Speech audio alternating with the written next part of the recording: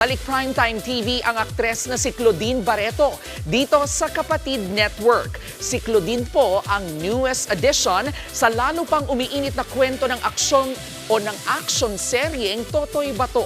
Nasa frontline ng balitang yan, si MJ Marfor. May primetime royalty comeback at mangyayari yan sa mas pinatinding kapatid action serye na Totoy Bato, ang pinakabagong magpapayani sa Pook Paraiso. Walang iba kundi si Optimum star Claudine Barreto na gaganap bilang si Diamond. Talagang nagustuhan ko yung kwento ng Totoy Bato, at the same time nagustuhan ko yung role ko as Diamond.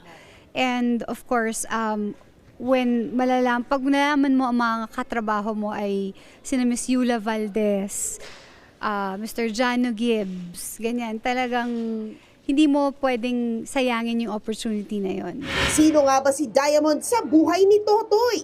Diamond is the sister of Gemma, the mother of Totoy Bato na namatay. Nawala siya ng matagal at nangako siya na magbabalik siya para protektahan at paghigantihan at isa-isang patumbahin ang lahat ng kalaban.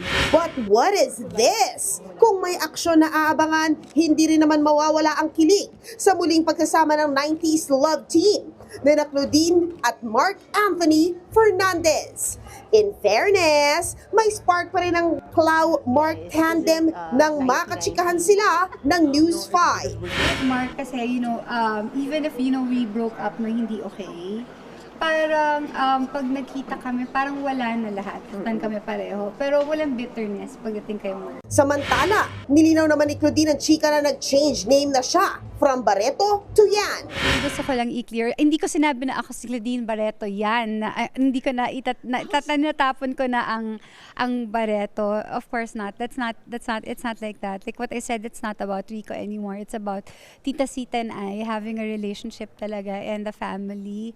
And na ngayon, I can say that I am Sita Yan's daughter. Yun na! Mapapanood na si Claudine sa Totoy Bato starting next week sa primetime panalo ng TV5. Nagbabalita mula sa Frontline.